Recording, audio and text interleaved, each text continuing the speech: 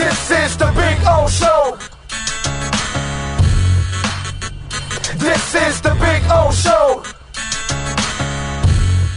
All right. There he is, Cameron Wolfe. So, What's up, Cam, How you feeling? I'm feeling good, bro. Feeling good. You had a good Christmas so far? I did. I'm about to go to have the rest of it. You know, Christmas game kind of disturbs your Christmas, and so I'm gonna go do the rest of it now. But you know, still football. Hard to beat football.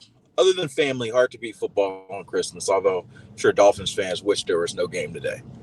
Yeah, no, it's Dolphin fans, especially they're just saying same old Dolphins right now with a 4-game choke job in December. And here's the thing now, the interesting dynamics of it now. The conversation for Tua changes. So for all the naysayers to say he was too short and he is strong, not a strong enough arm, or plays too much golf or anything, this is not what's happening the last couple of weeks. It has nothing to do with anything physical. He threw in the cold, all that stuff. It has to do with just flat out winning.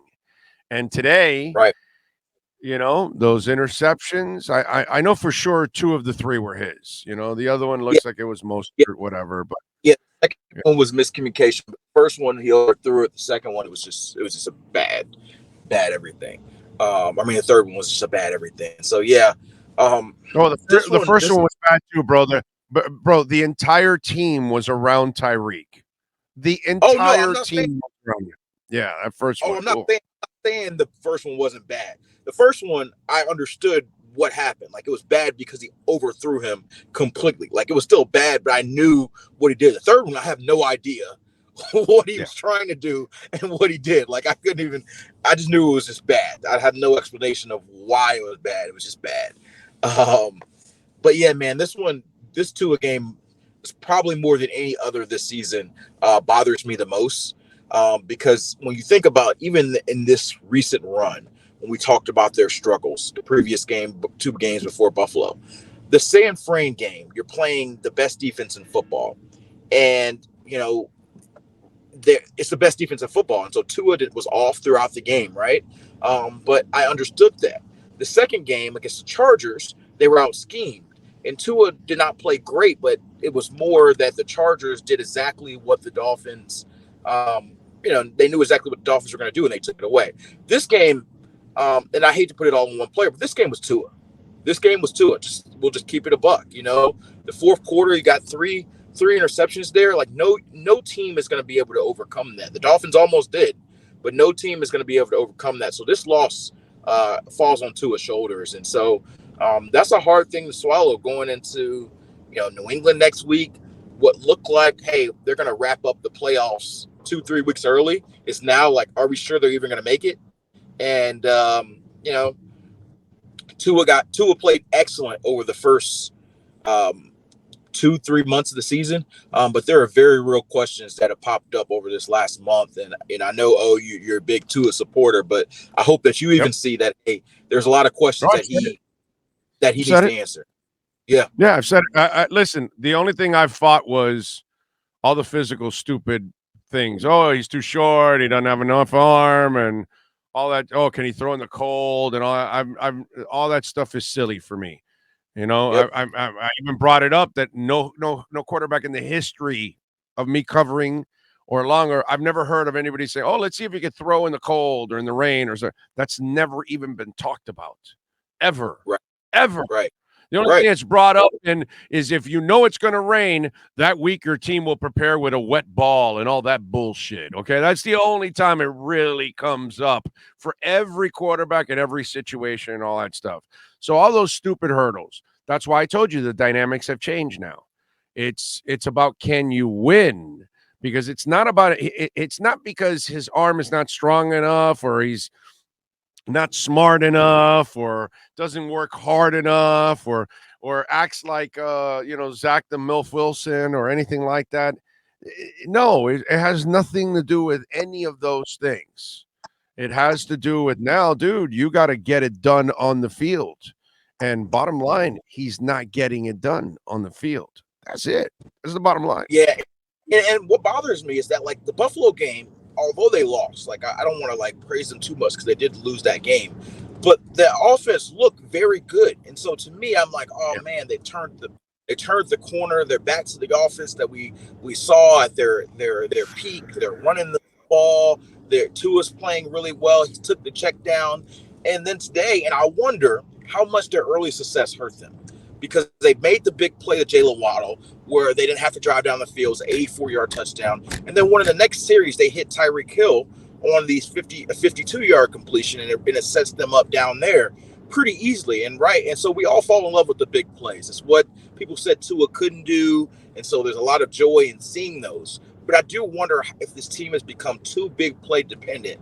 And so they do not have the ability to be able to grind out long drives and be able to score. Well, no, wait, hold on a second. Hold on a second. That's where I blame McDaniel now the last couple of weeks, because in the Buffalo game you had plenty of shorts, 3rd and 1, 3rd and 2, 3rd and 3, and it's been proven you keep failing on those when you keep passing.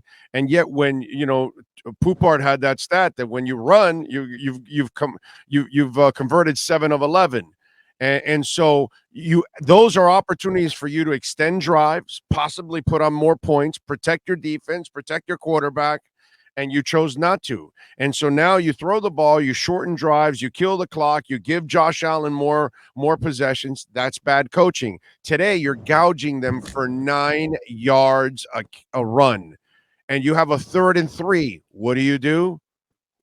Again, you pass. And that was a fork in the road. Go look at it now. From that point on, they didn't run the same amount that they ran before to that point. So now you change your ways again, and you get drunk on your passes and all that. And I get it, dude. You guys can make big passes and big plays, but when the line is working, when the running game is working, why do you go away from it? And this is why I brought up last week on Monday. I brought it up that I said, this is exactly what Kyle Shanahan did in the Super Bowl. Oh, he's gone. Let's see. Cameron Wolfe in a spin. He's a spinning. So we wait for him to spin. See if he can spin back in. So we will wait for Cameron Wolfe and our KSDT CPA, Miami Dolphins post-game report. Cam was in the locker rooms after that disappointing loss, after that choke job against the Packers, which, by the way, there's nothing else to say but a choke job. So I was telling you that this is what Shanahan did in the Super Bowl, that he's losing the lead to Brady, and he keeps passing and not running. And, there's some habits that he's had. And by the way, listen, not only the bad habits of getting away from the running game, Shanahan, Salah, and LeFleur, what do they all have in common? They know McDaniel well, They beat McDaniel. He's 0-3 against this. That is true. I almost feel like sometimes McDaniel thinks that every play has to be a mastermind. And sometimes, brother, it's just KISS. Keep it simple, stupid. And if you're doing something well, just keep doing it. To that point, that's the big point that I was trying to make, is that McDaniel is a really great offensive mind, but I think that sometimes, he's always trying to make the highlight play, and to prove that, hey, I can make Tua into this, I can make Jalen Waddle and Tyreek Hill this and this, and he can. He's shown us that time and time again. But like you said, sometimes it's just taking a 3-yard dump off to Raheem or Jeff Wilson. Sometimes it's running the ball on 3rd and 1, even though that's the traditional. It's not. Like, I love the fact that McDaniel's willing to go for it on 4th and 1 in his own zone. But there are also times when you're saying, hey, the traditional coaching move is the right coaching move. And so, yeah, I think there's some credence into that. And I also think that you have to show an ability, particularly in these months, the December, the January, the February, to be able to have 10, 15, 20 play drives and to be able to play field position football. Like, I know that's boring, but you have to be able to do that to give your defense a break, to be able to play when the weather gets bad. Like, these are things that you have to be able to change how you play based on the time of year you're playing. No, I'm with you there. It's very disappointing. Jason Sanders and Crossman. I got to tell you, because listen, I've been defending the defense. I know people pick on the defense. I think they always do enough every week to just keep you in the games, and they did it again this week. But special teams has not been special at all, and Sanders has not been reliable, dude. Streaky. Yeah.